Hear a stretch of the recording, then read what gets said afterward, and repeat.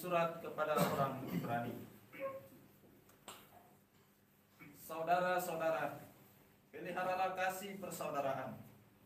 Jangan kamu enggan memberi tumpangan kepada orang, sebab dengan berbuat demikian, beberapa orang tanpa menyadarinya telah menjamu malaikat-malaikat. Ingatlah akan orang-orang hukuman, karena kamu sendiri pun adalah orang-orang hukuman. Ingatlah akan orang-orang yang diperlakukan sewenang-wenang, karena masih hidup di dunia ini. Hendaklah kamu semua penuh hormat terhadap perkawinan, dan janganlah kamu mencemarkan tempat tidur, sebab orang-orang sundal dan pesina akan dihakimi Allah. Janganlah kamu menjadi hamba uang, tetapi cukupkanlah dirimu dengan apa yang ada padamu, karena Allah telah berfirman, Aku sekali-kali tidak akan membiarkan engkau, dan aku sekali-kali tidak akan meninggalkan engkau. Sebab itu dengan yakin kita dapat berkata, Tuhan adalah penolongku, aku tidak akan takut.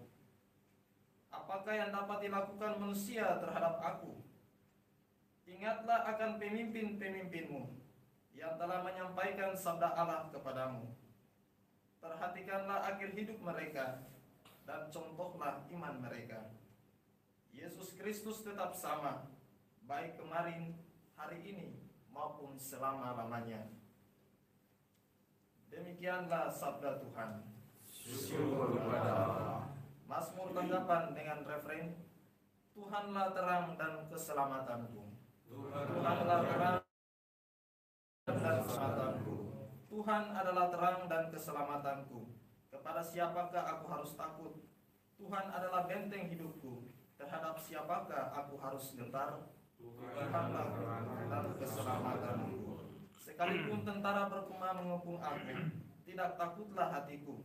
Sekalipun pecah perang melawan aku, dalam hal ini pun aku tetap percaya. Tuhanlah terang dan keselamatanku. Sebab dikala ada bahaya, Tuhan melindungi aku dalam pondoknya. Ia menyembunyikan aku dalam persembunyian di kemahnya. Ia mengangkat aku ke atas gunung batu. Tuhanlah terang dan keselamatanku. Wajah-Mu kucari ya Tuhan, maka janganlah menyembunyikan wajah-Mu daripadaku. Janganlah menolak hamba-Mu ini dengan murka. Engkaulah pertolonganku ya Allah penyelamatku. Janganlah membuang aku. Tuhanlah terang dan keselamatanku. Baik pengantar Injil. Haleluya, haleluya, haleluya. Haleluya,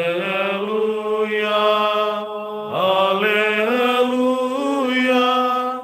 haleluya.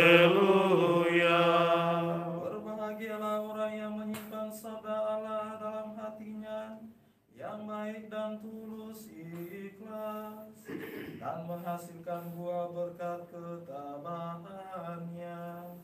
Haleluya, haleluya, haleluya. Tuhan sertamu Dan sertamu juga. Inilah Injil Yesus Kristus menurut Markus. Dimuliakan Tuhan. Pada waktu itu Raja Herodes mendengar tentang Yesus, sebab namanya memang sudah terkenal, dan orang mengatakan Yohanes Pembaptis sudah bangkit dari antara orang mati. Dan itulah sebabnya kuasa-kuasa itu bekerja di dalam dia. Yang lain mengatakan dia itu Elia. Yang lain lagi mengatakan dia itu seorang nabi, sama seperti nabi-nabi yang dahulu. Waktu Herodes mendengar hal itu, ia berkata, bukan dia itu Yohanes yang sudah kupenggal kepalanya dan kini bangkit lagi. Memang Herodeslah yang menyuruh orang menangkap Yohanes dan membelenggunya di penjara. Berhubung dengan peristiwa Herodias, istri Filipus saudaranya, karena Herodes telah mengambilnya sebagai istri.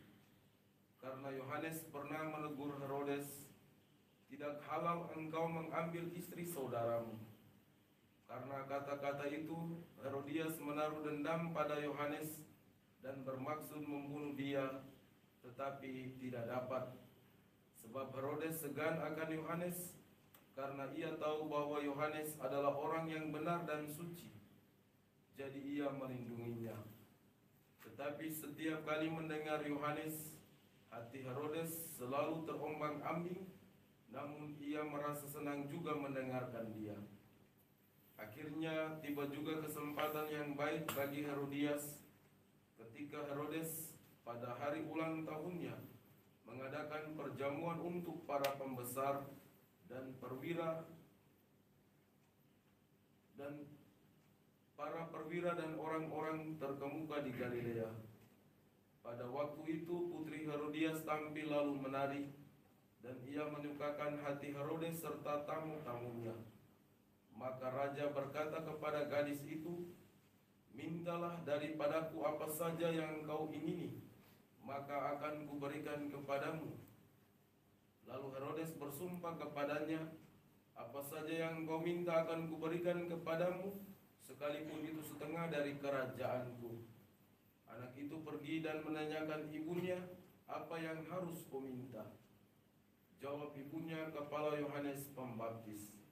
Maka cepat-cepat ia pergi kepada raja dan meminta, "Aku mau supaya sekarang juga engkau berikan kepadaku kepala Yohanes Pembaptis dalam sebuah talam." Maka sangat sedihlah hati raja, tetapi karena sumpahnya dan karena segan terhadap tamu-tamunya, ia tidak mau menolaknya. Raja segera menyuruh seorang pengawal dengan perintah supaya mengambil kepala Yohanes.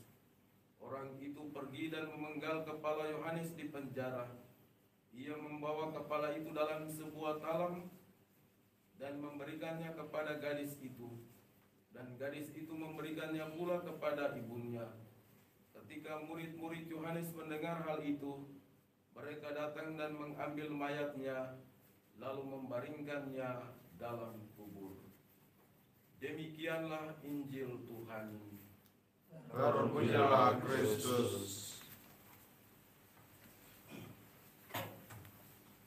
Saudara-saudariku terkasih, janji manusia selalu berhubungan dengan kekuasaan,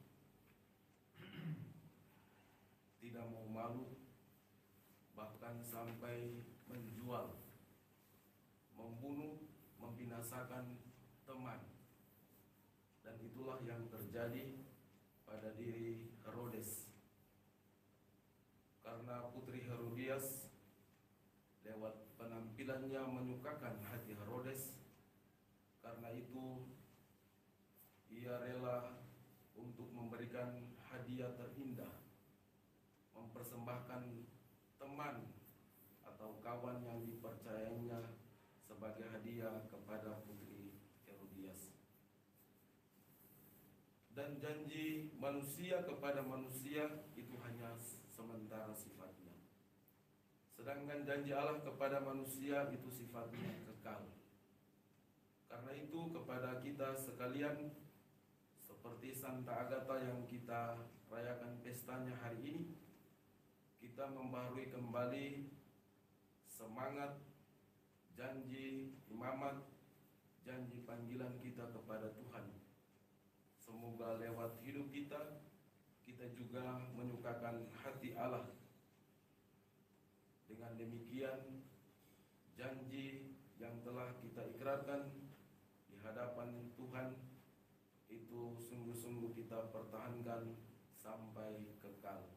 Kita mohon berkat Tuhan bagi kita sekalian, teristimewa para diakon, agar dengan mantap pada saatnya menyatakan janji setia kepada Allah lewat tugas imamat yang akan diembankan kepada mereka. Tuhan memberkati kita selanjutnya.